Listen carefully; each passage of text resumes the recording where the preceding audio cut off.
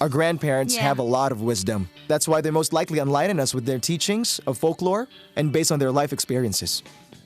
According to my teacher, usually our grandparents grasp those moral lessons and values from the folklores they've heard before. Like, the olden times when they didn't have cell phones, MP3s, or iPods. They used to entertain themselves by doing simple activities such as writing narratives, documenting the history, observing nature, and by storytelling.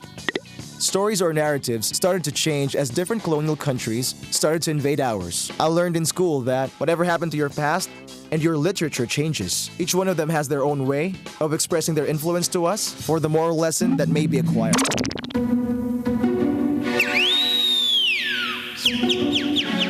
Oh good, you're there already. Okay, during the pre-colonial times, the inhabitants of our country enlightened us with their rich past, with their folk culture, speeches, songs, stories, and inhabitants, and indigenous cultures that they gave us in the past. They made us closer, bonded with our co-Southeast Asian countries. An example for folk speeches are riddles, which the Cebuanos call tigmo. For the Tagalogs, they call it bugtong. For the Ilonggos, it's paktadon. While in the Bicol region, they call it patotdon. Another example of folk speeches are proverbs. In Bukidnon, it's called basabahon. And in Panay, they call it either darayda or dargilon. Categorized under folk songs are children's songs. In Maguindanao, they call it ida-ida. The Tagalogs call it tulang pambata. For the Ibanags, it's canciones para abing. Lullabies are also an example of folk songs. The Ilonggos call it ili-ili. Another example of folk songs are love songs. It's called panawagon and balitaw in Ilonggo.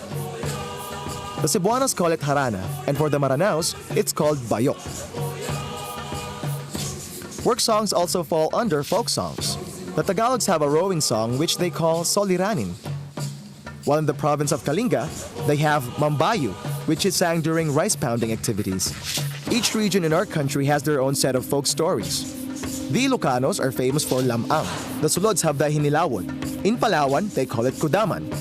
For the Maranaos, these folk stories are called darangen. Next, we have the Spanish colonial era, which focuses on religion and institution by the Europeans. They focus mainly on their literature that they gave us from the lowlands. They gave us drama. They gave us theater.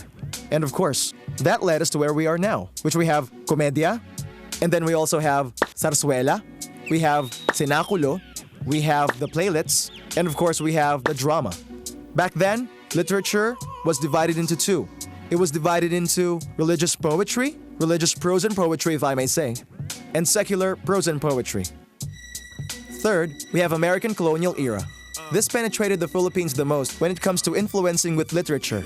They introduced to us the new forms of literature, like short story, critical essays, and free verse and poetry. They became so deep, their influence, that English became the universal medium of all schools. It became the universal language, and the writer's most valuable weapon in making his work and his craft the best that it can be. And lastly, we have the contemporary era. This is the most fruitful era in Philippine literature. They focus mainly on 1960s and 70s, where people wrote novels, essays, short stories, and poems. And most likely back then, all of their information are factual, and they lead to gender and ethnic-based issues.